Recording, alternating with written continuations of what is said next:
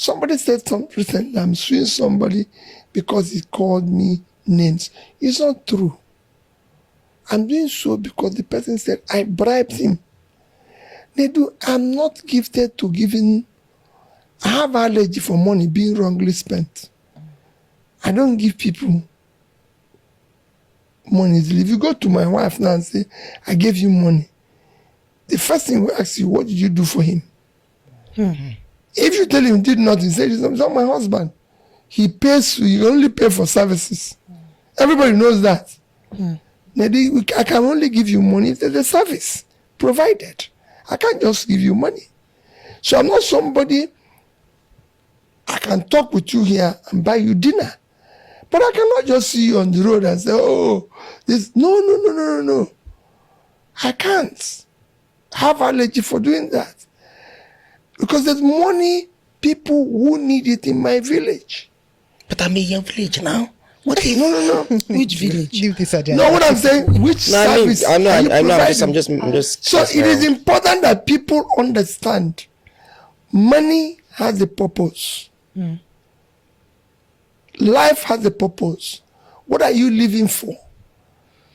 Unfortunately, I live in a society that doesn't value purpose, that doesn't use reason in what they're doing.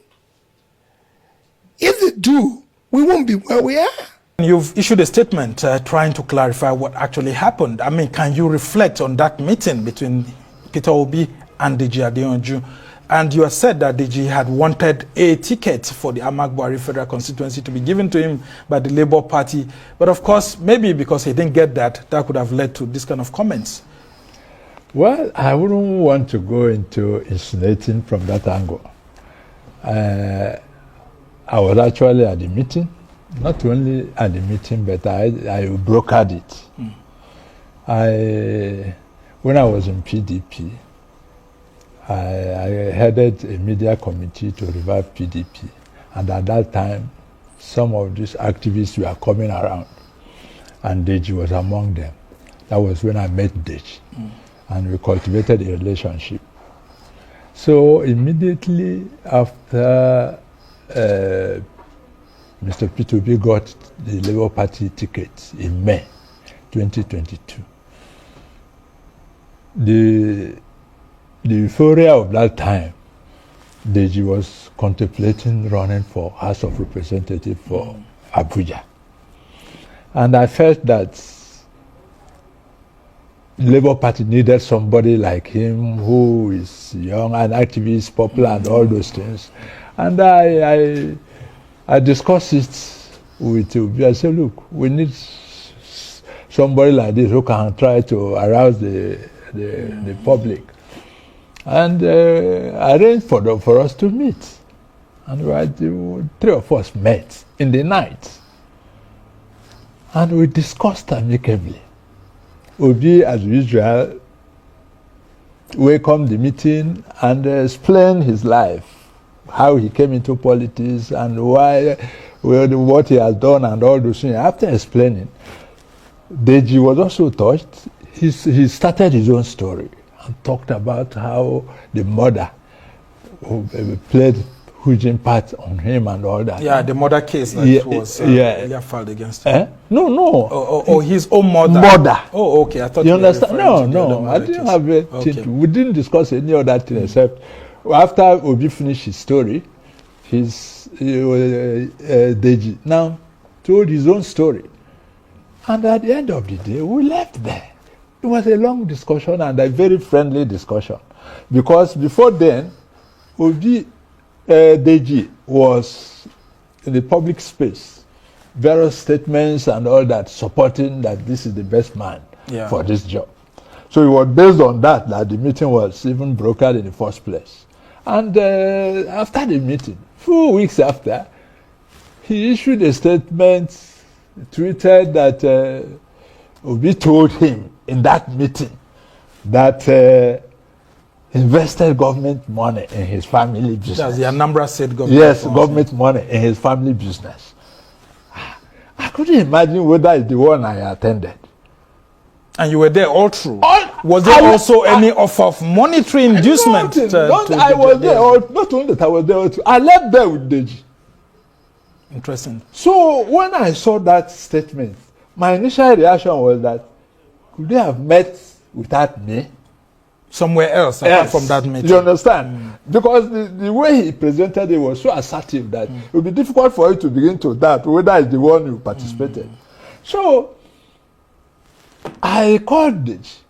I said, what happened? Did you meet with P2B in another place after I left or another place? He didn't give me any response.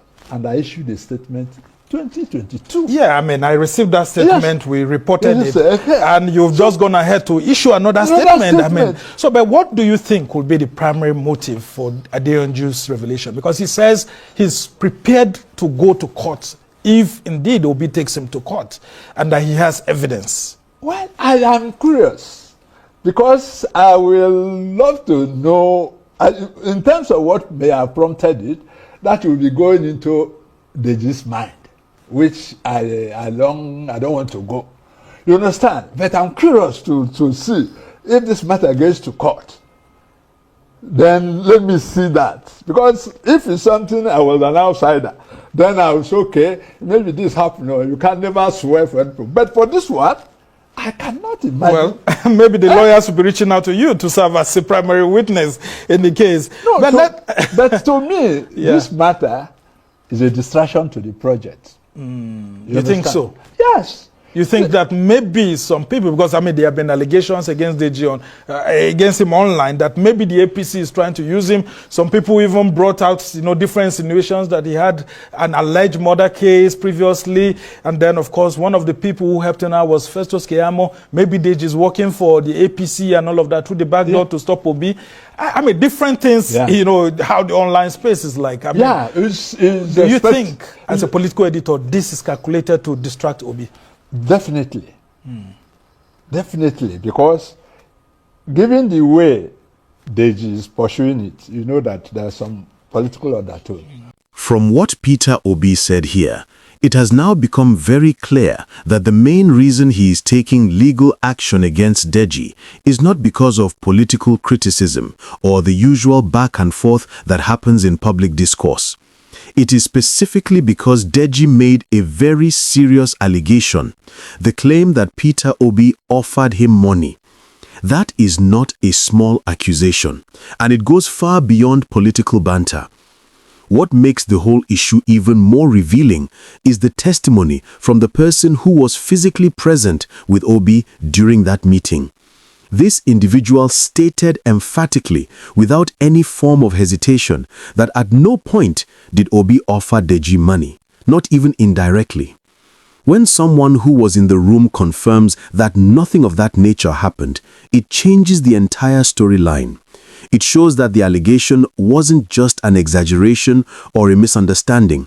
It was a direct claim that touches on Obi's integrity, which is something he has consistently guarded throughout his political career. Now, when you look at Obi's pattern over the years, you can see that he usually ignores the noise. If Deji had simply said that Obi didn't build enough schools or didn't construct massive legacy projects like what Reno keeps shouting about, Obi would most likely have ignored it, the same way he ignores many other political jabs. These are normal criticisms that politicians face every day. Obi has been in public office long enough to know that people will always have opinions, and he rarely responds to them. But this situation is different. Accusing someone of bribery is not casual criticism. It is a direct attack on character. It paints a picture of corruption, manipulation, and dishonesty. For someone like Obi, who constantly emphasizes transparency, accountability, and clean leadership, allowing such a claim to go unchallenged would be dangerous. It would mean letting a damaging narrative spread without resistance. And in politics, silence can sometimes be interpreted as acceptance. So now, the picture is clearer than ever. This case is not about schools, not about projects, not about performance debates. It is about a very specific and very serious allegation, the claim that Peter Obi bribed Deji, And because this allegation strikes at the heart of Obi's reputation, he is choosing to address it legally, not through public arguments or online back and forth. It shows that when it comes to protecting his integrity, Obi is not willing to joke with it at all.